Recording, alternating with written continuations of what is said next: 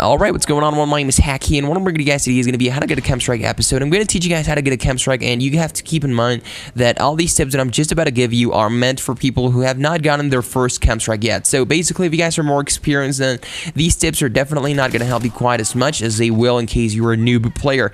But nevertheless, I'm going to share my very best tips with you guys. It's going to be a lot of information, but keep in mind that I'm a reliable source. I have gotten over 130 KEM Strikes, so I think you can rely on me when I tell you that I know how to get one.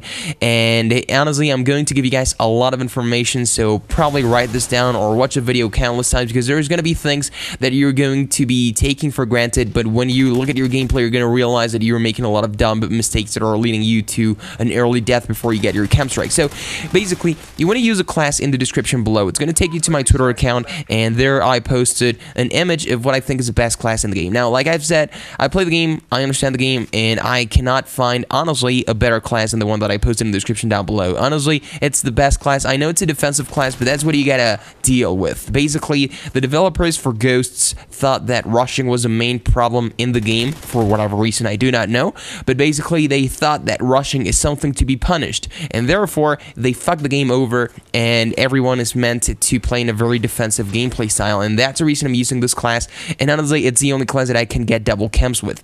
Basically, you also want to play Team Deathmatch or Domination. Now, let me explain a little bit. Basically, in Team Deathmatch, you can definitely find the most noobs. You won't find the biggest noobs like you will in Ground War or Domination, but you definitely will find the most noobs. All of the Christmas noobs are over there partying and TDM, and the reason being is, by far, Team Deathmatch has got the easiest mechanics to understand, and therefore, new players feel very comfortable playing TDM because it's a very flexible playlist, and also it's very easy to understand and play the objective in. So basically, you will find the most noobs in TDM, but unfortunately, you do have a time restraint, and also there's a score limit, so maybe you won't be able to reach your 24 kills before time runs out, or you reach a score limit, but basically, it's very easy given how many noobs there are to get a 24 kill streak, so definitely Team Deathmatch is a viable option. On the other hand, Domination does not have the most noobs, but when you do find a good lobby, you can definitely find the biggest noobs out there. Now, the good thing about Domination is you do not have a time limit, and if you find a dream lobby, like I said, which is kind of harder than it is to find a dream lobby in Team Deathmatch, you will find the biggest noobs in the game in Domination.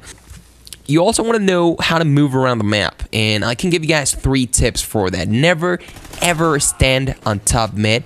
Always have a wall next to you because it gives you cover, and always stay away from your teammates. Now, I cannot stress this part enough. It's like your teammates were genetically modified to screw you over.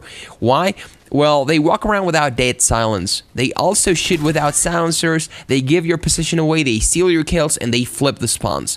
So, always stay away from your teammates. Now, as far as your gameplay style goes, a lot of people are going to say that I'm encouraging camping and whatnot, but deep inside your hearts, you know you wanted to hear this. Basically, you guys were asking me to make a How to Get a KEM Strike episode, so here it goes.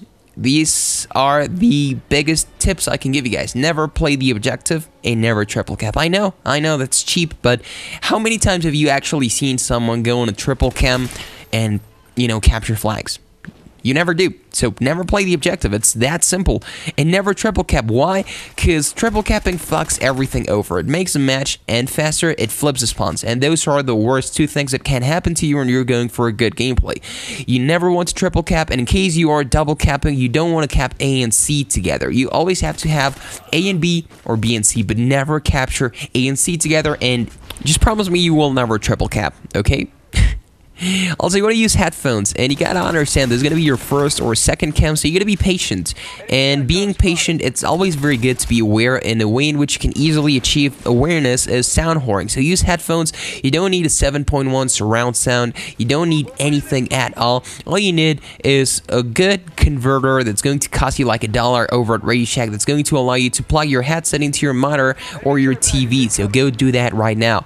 Also, never play against parties, because parties are they do have a very big advantage on you if you're not a very experienced player, so you don't want to play against parties, and never follow any of the tips that MLG Pro players give to you. Now, the reason being is the tips that MLG Pro players give are given in a context where MLG Pro players are going against other MLG Pro players. So basically, if you are not playing in the MLG circuit, the MLG tips that Optic Nade Shot gives to you are absolutely useless. Like, whenever I see someone using thermal sight and assault rifle, I just go like, what the fuck are you doing? And obviously enough, Optic Nade Shot is using that class. So never use anything from the MLG circuit. Why? Because it's given to you in the wrong context. Unless you're playing like game battles, you cannot use those classes because they are meant to be countering good players. Now, as far as the maps that you want to play in, those would be Warhawk, Fright Tremor, and Siege. The rest of the maps are either too fast, too crazy, or too slow.